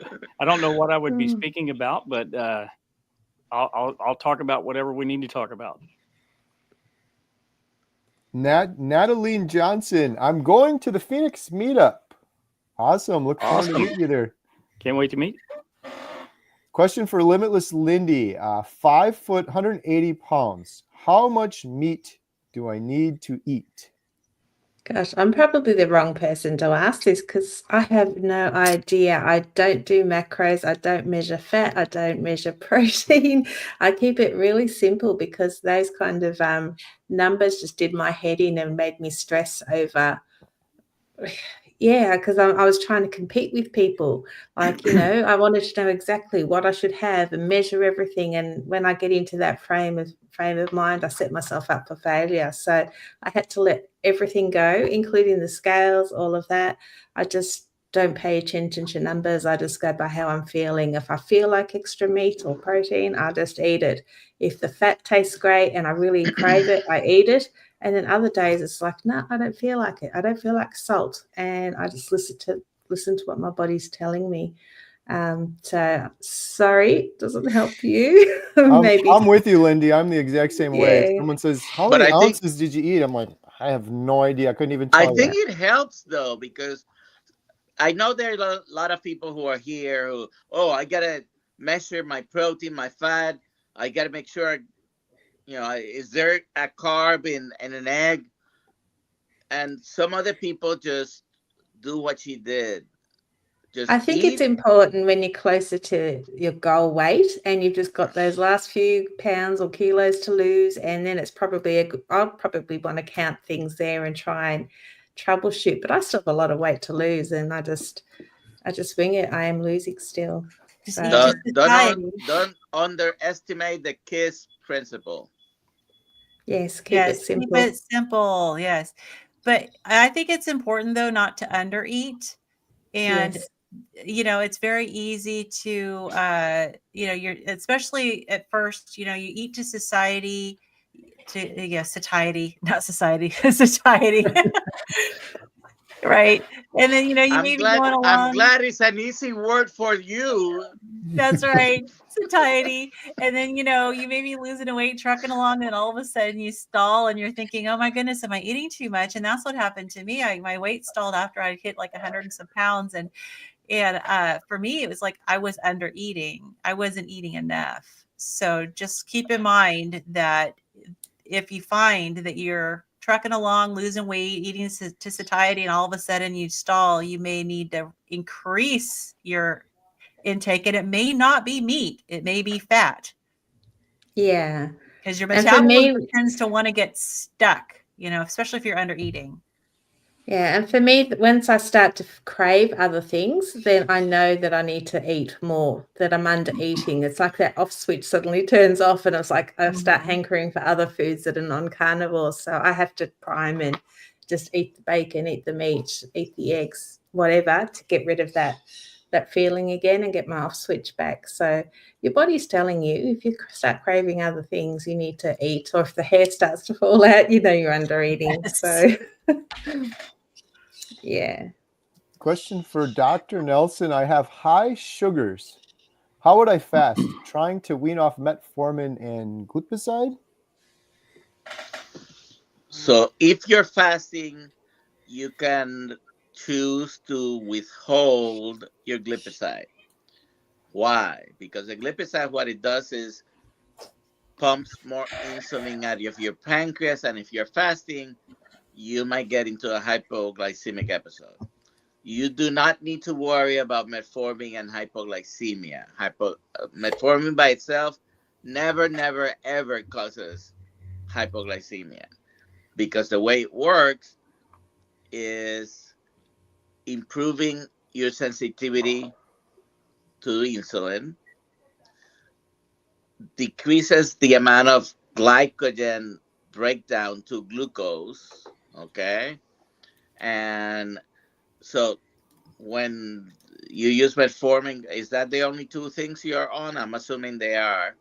So if you're going to do a fast, you might want to hold on the glipizide. It's okay to continue with the metformin. And the blood sugars are going to take a while to come down, but they will if you are strictly cutting the amount of total carbs in a day. For some people, it will take longer. Might be as short as 90 days. There'll be a tremendous difference, and some other people take a year to achieve the same results. Just be consistent. If you fall down, get up, get back on the horse. All right. Thank you, Dr. Nelson. Question for Todd. I'm struggling to start carnivore. I am prepared. I have the meat, eggs, and butter. What is the best way to start? FYI, I admire you all. Love you, Todd and Lindy. Man, I think the best way to start is now. Start right now, first of all, and then I had to change my environment. I had to make the path of least resistance to the carnivore food, and then I had to be prepared to eat through the cravings. I think those are the most successful ways to go about it. And then I really had to get my mind right. I really had to understand that, the reason why 39 years of dieting didn't work because it wasn't the answer, and this is. And I had to understand how they were lying to us and how, calorie restricting wasn't the answer, and that I was actually malnourished. And once I had that through my head, I had a lot more faith. And once I realized how bad of a poisonous drug sugar really is, that kept me super laser focused. And, I still don't know how much it had to play in it, but I definitely made a point out of making sure the blame, that in my mind, I know that the sugar is what killed my dad and brother, and that this is an enemy of mine. And that way it makes me hate it so that I won't go near it, so that I take it real personal instead of just playing it like it's, just a cute little thing that I can mess with now and then, or have a cheat day or something. I just hate it. It's just, it's caused, I don't think that there's been anything like sugar and how our food environment's been screwed up. I don't think I've seen anything cause more pain and suffering in my lifetime than that. And I like to keep that in mind at all times, because that keeps me pretty disgusted with it, and it keeps me away from it. Powerful reason why, for sure. Meathead, Kerry, love you, brother. QQQ. Thank you, Meathead. Polish Mike said butter is not the only fat to eat. If you need more fat in the diet, tallow or raw beef suet is much better. Thank you, Polish Mike. Probably not wrong.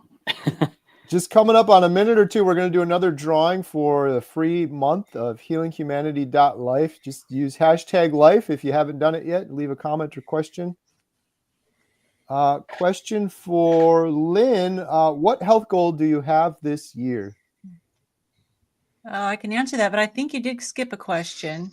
I'm kind of trying to move around a little bit. Okay. I just want to make sure you did. There was two in a row for Dr. Nelson. Okay. All right, good. Unless you want that one. Oh, I mean, I can go crazy on LDL and medications. Yeah, let's do that then. Some of us carnivores tend to have LDL-C. Is it worth taking medication despite the worrisome side effects? So, and Dr. Nelson. All right, so you have to make a decision. We can tag team on it. I'm sorry? For sure. Go ahead, Dr. Nelson, but we could tag team on this one for sure. I'll try to make it short. I could talk about this for a long time, but please don't.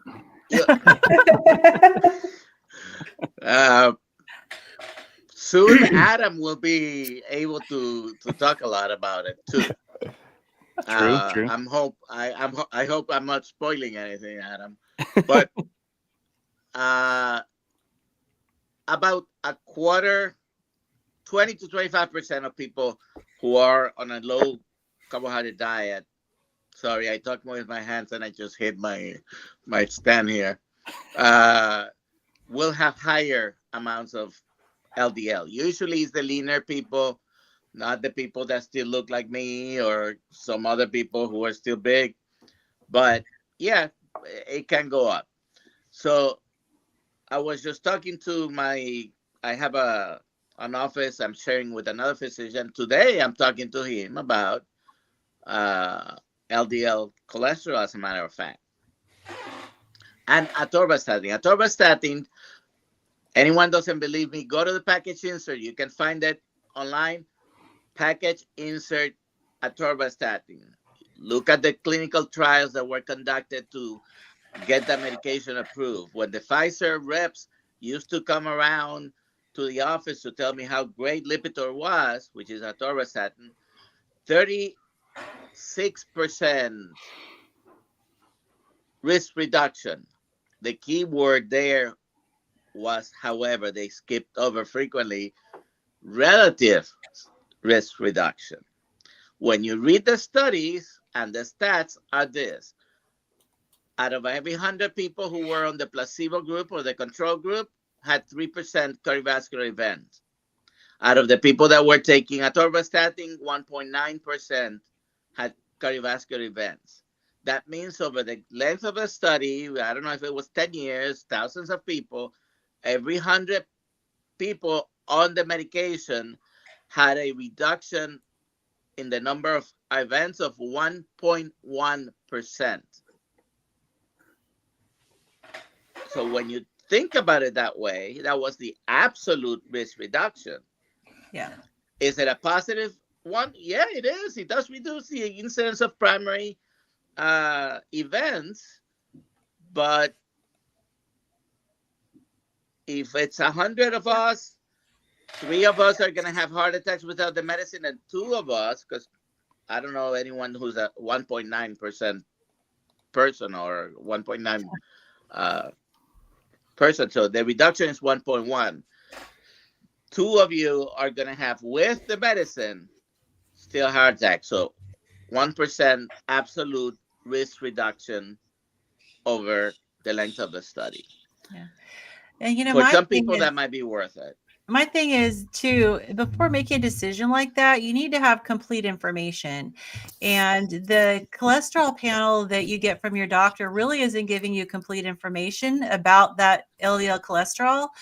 I had a fractionated LDL test done, and that will tell you how much of that LDL is the big fluffy particles, which we tend to have as carnivores. And those big fluffy particles have 0 cardiovascular risk, versus the low dense LDL, which is the one that is to be concerned with. And so as carnivores, even though our LDL cholesterol goes up, it tends to be the big fluffy particles. So getting that test will help you see, okay, I've got the big fluffy particles. That's why my LDL is up. And the statins essentially don't barely even touch the dense particles. When they lower your LDL, they're really lowering the big fluffy particles that have no risk at all to you. And so you're virtually having no real benefit, like Dr. Nelson said. And the other side is, it's not just worrisome side effects. The side effects can be pretty serious. And there's been studies done that show that people with lower cholesterol have higher risk of Alzheimer's. They have overall higher all-cause mortality, particularly as you get older. It's been shown that 60, 65 years old and older tend to have, with higher cholesterol, have lower risk of heart disease, stroke, and Alzheimer's. And so there's so many good benefits from having cholesterol. So I would absolutely, unless you're a very rare exception, I mean, I wouldn't touch statins with a 10-foot pole, but I would get educated and really drill down and find out your specific ratio of large particles to small particles and figure And out. you forgot diabetes. Oh, yes, diabetes. Absolutely. That's a big one. The statins absolutely increase your risk of diabetes. So I classify all those things more than just worrisome side effects. Those are serious side effects. So you got to weigh for you, is it worth it or not? Good stuff. Thank you. So we're going to do a drawing, and I just want to mention one more time, you can get the Independence Arc Farm Beef Bundle 225 value. We're doing that drawing the last Thursday of the month. You just sign up for our email newsletter after you subscribe to each of the folks here on the stream tonight. $225 value, grass-fed, grass-finished. Now we're going to select a random winner for our 1-month free membership, healinghumanity.life. And if you're not a winner and you still want it, you can just sign up with code LIFEJ50 for 50% off your first month. Got multiple Zoom calls going on per week, the Breaking Addictions call. Yeah, I was going to add to that, Kerry. We have a ton of questions tonight, and we're going to try to get to as many as we possibly can. But if we don't, and you want to get your question answered, like Kerry's mentioned, we have 2 live Q&A calls every single week. And then you can also, send us messages or make posts inside the group as well. And we try to get those answers as quickly as we can as well. So with that, drum roll, please. Drum roll, please. Giving away Healing Humanity membership to a random winner. And the winner is Rondi Murphy. Woo! Congratulations, Rondi Murphy. You have won 30 days free on healinghumanity.life. Can't wait to hang out. All right. Should we do one more? Let's do it, man. Should we do, what do you think? Same one? The big one? Sure. Let's do it. One more. We're giving away one more healinghumanity.life free 1-month membership. You can see right on the bottom of the page there, it is #life.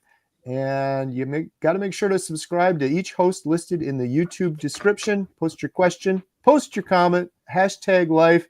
And we're going to try to turbo through some of these questions. But real quick, can you answer George V's question? He asked how he can get a hold of some Arizona meetup tickets. Oh, thank you. I am kind of lost on that, but I can answer that. How to get a hold of some Arizona tickets. You do that at, I'll put it on the bottom of the screen right now, healinghumanity.movie/events. And there's a clickable link in the description. You can just click on that and you can get some tickets to our Arizona event or our Chicago event or any of the other ones that are coming up thereafter. I got another one for the comments here. I need everyone's opinion on that beautiful face underneath that cowboy hat. What does that look awesome to you guys or what? Easy. Oh man. Trying to wake Todd up. Oh, I'm up. All right. Well, I'll tell you how my day went after this live stream. All right. Question for me, or did I skip one? Kerry, you eliminated your gout too, didn't you? Is this a common occurrence with carnivore? Yes, yes, and yes. I've heard it from several people. I think, Todd, you had gout too, right? Yeah, terrible. If you want to learn more, check out Dr. Barry's video on gout. It's a really good video. And I was diagnosed with gout, and then I went to another doctor, and he's like, that's not gout. You just have a ton of inflammation. And then after, this was over the course of 18 months, I went to a third doctor, and they're like, yeah, that is gout. So whatever it was or wasn't, it is no more. It's completely gone on carnivore. But that was something that took longer for me on carnivore. A lot of things happened quicker, but that one happened later. And we never did answer what our health goals are. Yeah, health goal. What health goal do you have this year? I think we're on to Adam now. Oh, wow. So somebody had asked this question that I starred about stevia, and health goal this year is to quit artificial sweeteners. I mainly only do it just to cut the bitterness in coffee. And I found out, Dr. Nelson is going through a Nutrition Network course, and I'm doing the same thing. And I found out through that course that having artificial sweeteners will actually spike your insulin. And for some people, it does it more so than others. And I really think that I'm having quite an insulin spike from having these artificial sweeteners. So this year, one of my health goals is to completely eliminate that for good, because there really should be no unnecessary insulin spikes if I can help it. So that's it for me. All right. Thanks for being available for questions. Y'all are great. Quick note from Doug Warren. He had to go pee, but he'll be right back. So stay tuned for that. We'll check back in with Doug in a second, make sure that all went well for him. Anna Kurzawa. Connie, there are lots of films on YouTube about cholesterol, and it's not the biggest problem. Try watching, or you may ask here, right? QQQ at the beginning. Oh, I think she might have been talking to someone else. It's my birthday, the big 42. Let's see if we can get to another question. Awesome. Happy birthday. Happy birthday. Yeah. January 2nd. Question. Since on carnivore, my hands and feet are always cold. Maybe we'll just do a rapid fire, and if anyone wants to take one of these, just raise your hand or shout out. Anyone interested in this one? Carnivore hands and feet are always cold. I'll just say that since I went carnivore, Adam, you used this word before, and kind of lost the fat suit a little bit. I've noticed I've been a lot colder and whining more about it lately, even though I'm a carnivore and carnivores don't whine. So I don't know if that has something to do with it. But Well, and under eating has a lot to do with it. Under eating is what makes your extremities cold, because it lowers your metabolism, and it's trying to conserve energy when your metabolism's low. And that's what I've noticed. So when I tank my metabolism by over fasting, that's what my hands and feet get cold for sure. And that can happen Or a couple when you- different ways, right? Like people forcing themselves to do OMAD, or just not eating enough in the meal too, right? Well, yeah, not eating enough, because most people, when they go carnivore, they're not used to having leptin sensitivity. And so when they get that back, and they're everybody's used to already calorie restricting, and then you throw in a little bit of leptin sensitivity and you're not used to that. So many people, it's so much more common for people to undereat, is what I'm seeing, than overeat on carnivore. So they end up tanking their metabolism, including me. I did that. That's what I was speaking of. MK, I want to start a carnivore diet, but don't know what to eat for each meal. Any meal plans or videos to help me start? Animals. Beef, Yeah, butter, there's- bacon, eggs. Yeah, I mean, there's people out there who have carnivore channels. I would recommend do not try to make the fake foods. If you're trying to The keep lookalikes. carnivore, keep it simple, because I know that for me, the fake foods mess me up. So, have bacon and eggs for breakfast. If you're not histamine sensitive, have bacon and eggs for breakfast. Have plenty of ground beef around. If you're okay with ground beef, it's easy. Make yourself hamburger patties. If you need to watch your budget, have all beef hot dogs. So those are some things that you can do that are super simple, but I would definitely say keep it really simple and clean, whole food. And don't worry about like creating recipes, and meal planning is so easy. Just do it and keep it as simple as you can. Question from Lori. I have been carnivore for about 3 months. I have had weird symptoms after eating. My throat, ears, eyes start itching and crazy sneezing. I had to use Benadryl several days. Any ideas? Lynn? Low histamine. Yep. Those are all histamine reactions. So you're probably eating high histamine carnivore.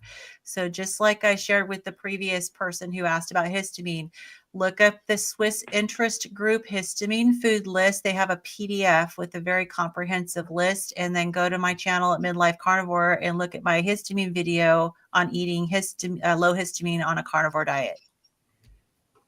Whoops. Sorry, I hit that button by accident. That's all right.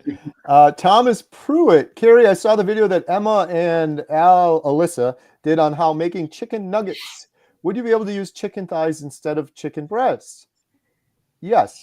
I'll talk to them about that. I'm sure you could, and it'd probably be better because it'd be fattier. Maybe a little bit more challenging, but I don't know. I make chicken nuggets out of pork, actually. Nice. I can't eat the dang chicken. It makes me sick. So I make fake chicken nuggets out of pork sometimes, and it works awesome. It just sounds funny. Doug Yes. Warren has went pee, and he's back from the restroom now. Welcome back, Doug. Thoughts on using colostrum? Did you wash? That's what we want to know. Yeah, you answer us first. Is Yeah, you came colostrum in back the pretty restroom? quick. I don't have any thoughts on colostrum. I haven't used it. I don't know. My thoughts on it are, how do they harvest it? That, I've always had a concern with how it's actually harvested, and I really don't know. So I don't have too many thoughts on it. My first thought is, it seems like something that shouldn't be done as far as the collection of it, but I really don't know and understand enough about it. Maybe you guys can comment on it. As far as I know, colostrum is the first milk that comes out of a cow after a newborn calf is born, which seems to be meant for the newborn calf. So if they're collecting this, I'm just confused at the whole process of it. Yeah. Question for Todd: how long did you dry fast to become fat adapted? So I've only purposely done 24-hour dry fast. Me and Coach Raymond talked about this, and really any kind of risks happen after 24 hours, they say. So I just wanted to put a bunch of 24-hour ones in there to kind of condition myself for dry fasting before I did longer ones.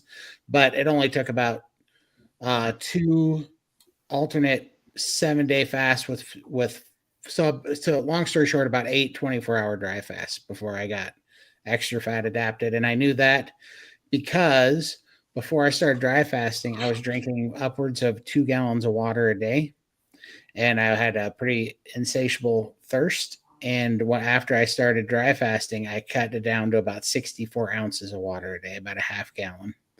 And that was incredible to me because, once I became fat adapted, my body started dipping into metabolic fluid. It really stopped my thirst for water.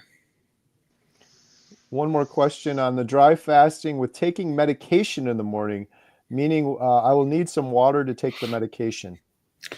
Well, I'm not going to tell you to get off your medication, but if I got off my medication, so I don't know what you're taking. Also, I do take iodine, and when I'm doing a dry fast, it ain't pretty, but I put a whole 20 drops of iodine on my tongue so that I don't have to take it with water, and so I just kind of stomach it. But I don't know. That would be tricky. I don't know what kind of medication you're taking, but I'm going to channel Dr. Phil here and say, maybe you can make a partner with your doctor and have him help you come up with a plan to get off the medication if at all possible. Question for Dr. Nelson from our good friend Amy Haas, who will also be speaking at our Arizona meetup. Dr. Nelson, I injured my ribs or the muscles around my ribs 1 week ago. Still really hurting, and I also have a kidney infection, on meds 5 days. Can I use D-ribose to help my ribs? I have Ehlers-Danlos.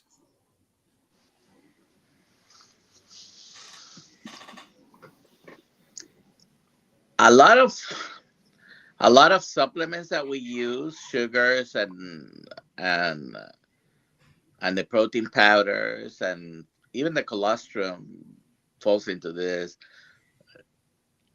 You're breaking them down in your stomach and intestine, digesting that food into the basic molecules before they get absorbed. I don't know how much that would help, but I'm not gonna say it doesn't help any. The ribs, very painful. They're just gonna take its time. Just take it easy. Don't go overdoing it because you can hurt yourself again. And the kidney infection, you need to finish the antibiotics. So, yeah, you can do that. Thank you.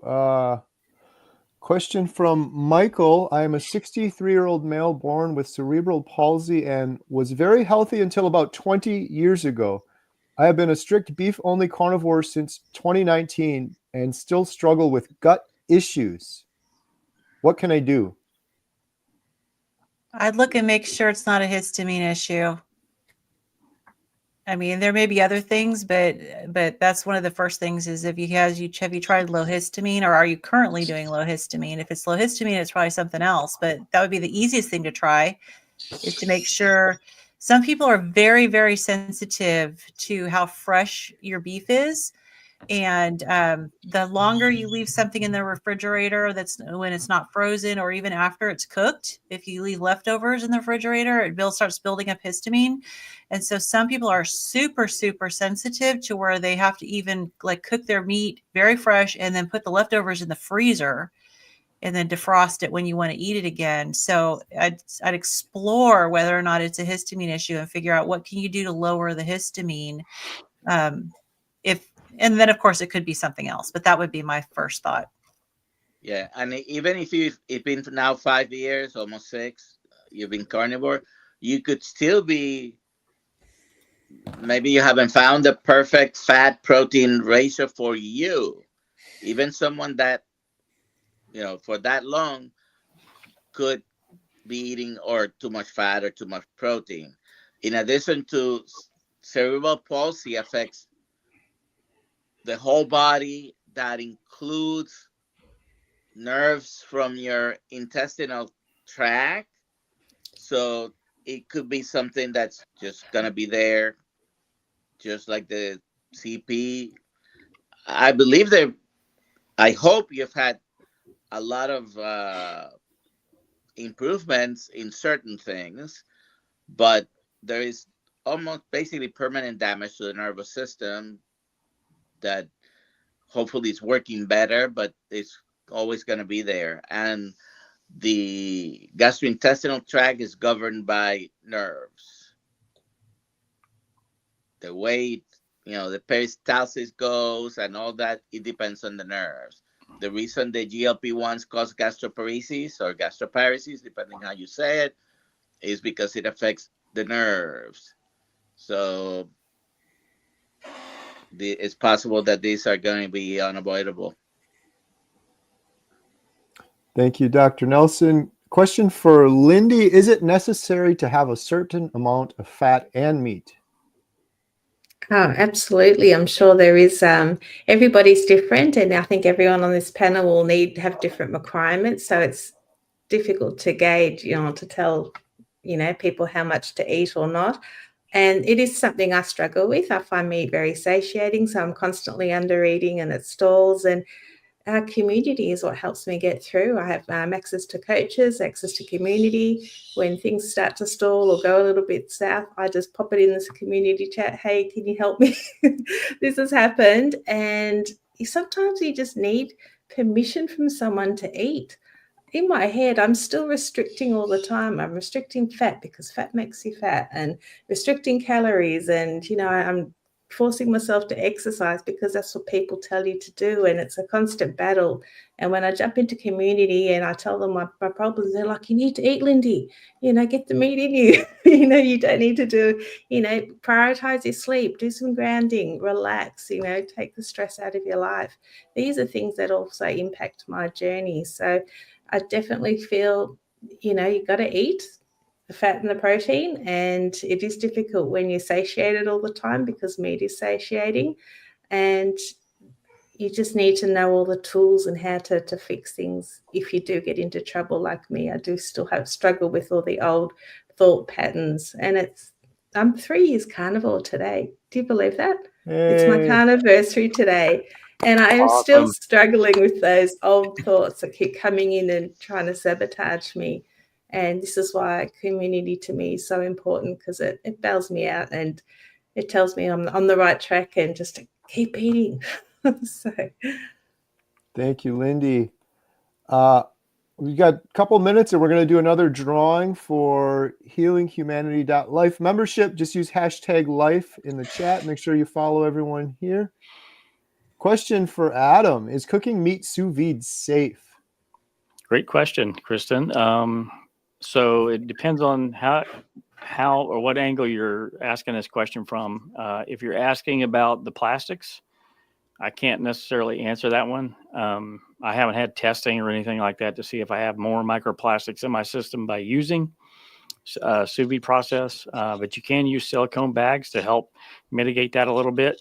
But as far as temperature of cooking the meat, I've cooked it pretty low. Obviously go by whatever recommendations you find out there yourself, but I've cooked anywhere from 121 to 131 for days before with sous vide and haven't had any issues yet. Thank you, Adam. Daz, is dry fast suitable for diabetics? Yeah, I don't see why not. I don't see why not at all. Question I think it would depend a lot on the medications you're on. And Oh, we lost you. just not going to answering that correctly, I would guess. Because if you're using insulin or using other medications that increase your insulin, it depends.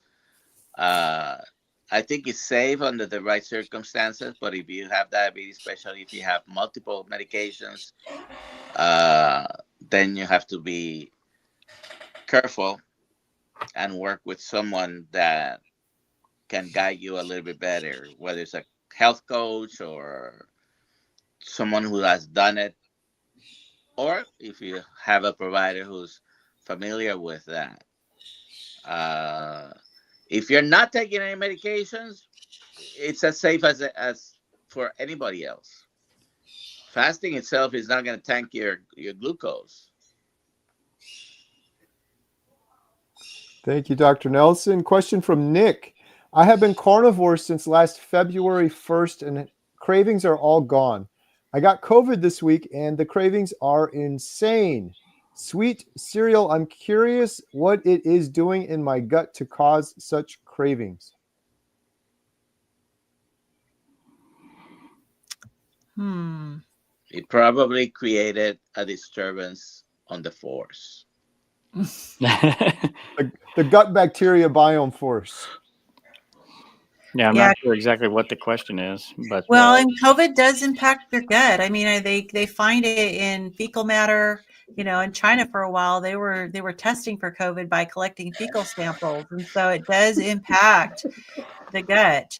So yeah, like Dr. Nelson said, disturbing the force. There may be a promotion of the bacteria that really want to eat sugar, and sugar does not do well for you when you're sick. So resist. Question from LaDonna asking for a friend, how do you get all of your nutrients being carnivore? Friend says veggies are good for you and it doesn't make sense. I'm new and would love her to hear your reply, please. I'll say vegetables definitely have nutrients in them. Just because something has nutrients doesn't mean it's for us, because the animals that are designed to eat them need those nutrients. But one thing that I didn't know was that the vegetables and the fruits and all the nuts have anti-nutrients. These are things that are harmful to us. And as far as, and I didn't know, and of course, I don't know, Dr. Delson, how much nutrition training you got in medical school, but I got like hardly anything in nursing school. And it was pretty much just therapeutic diets for people who are in the hospital. So I had no idea. Hopefully you had training on TPN, but besides that. I did, yes. And all the therapeutic diets, that's the nutrition training we got. So I always saw meat as just protein, and vegetables and fruit and nuts and all that. That's where you got your nutrients and you got your protein from meat.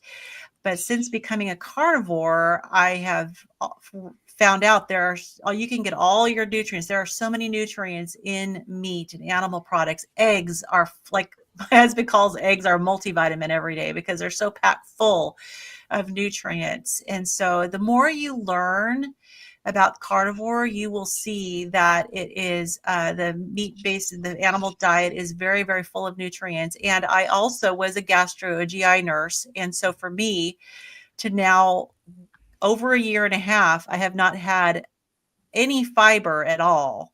You do not need fiber to poop. So that's another thing. Okay. I was preaching the fiber to everybody the whole time I was on a GI nurse. I got so much pushback from people because it's like, it doesn't work for me. And so the whole thing with fiber is a complete myth as well. You don't need the vegetables for fiber. You don't need the vegetables for nutrients. You can get everything you need from fatty meat and eggs. Delicious. And it tastes better. Yes. All right, we are nearing the end here. We're going to do one more drawing for the 30-day membership to healinghumanity.life. Just remember, if you still want to get in on this, we're going to be doing this and doing the drawing the last Thursday of the month. $225 ancestral blend. That's the cool stuff. That's where they mix up some organ meat with some ground beef, grass-fed, grass-finished. There's some other roasts and things like that in that package as well. Just sign up for the email newsletter. Make sure you follow everyone here. And we're going to do the final drawing now. Okay. Here we go. Here we go.